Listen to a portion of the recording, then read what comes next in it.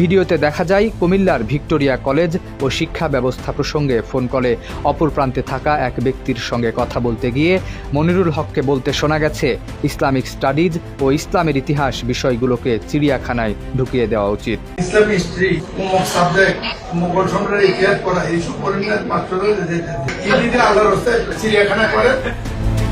হিজাব ও নিকাব পরিহিত নারীদের নিয়ে মন্তব্যের পর এবার এক নতুন বিতর্ক সামনে এসেছে সংসদ সদস্য মনিরুল হক চৌধুরীকে নিয়ে। ইসলামিক স্টাডিজ ও ইসলামের ইতিহাস বিষয়গুলোকে চিড়িয়াখানায় ঢুকিয়ে দেওয়া উচিত বলে মন্তব্য করেছেন তিনি। রোববার জাতীয় সংসদে হিজাব ও নিকাব পরিহিত নারীদের নিয়ে মন্তব্য করে সমালোচনার মুখে পড়েছিলেন কুমিল্লা ৬ আসনের সংসদ সদস্য মনিরুল হক চৌধুরী। এর আগে শিক্ষা ব্যবস্থা নিয়ে কথা বলতে গিয়ে এসব মন্তব্য করেছেন এমন একটি ভিডিও ছড়িয়ে পড়েছে সোশ্যাল মিডিয়ায়।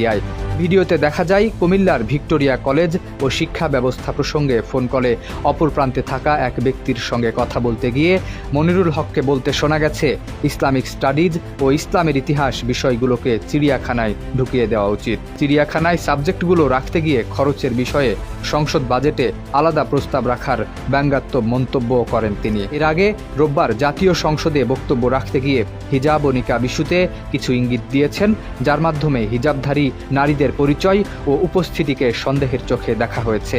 এ নিয়ে সংসদ সদস্য এবং সাধারণ আলেম সমাজের মিশ্র প্রতিক্রিয়াও দেখা গেছে।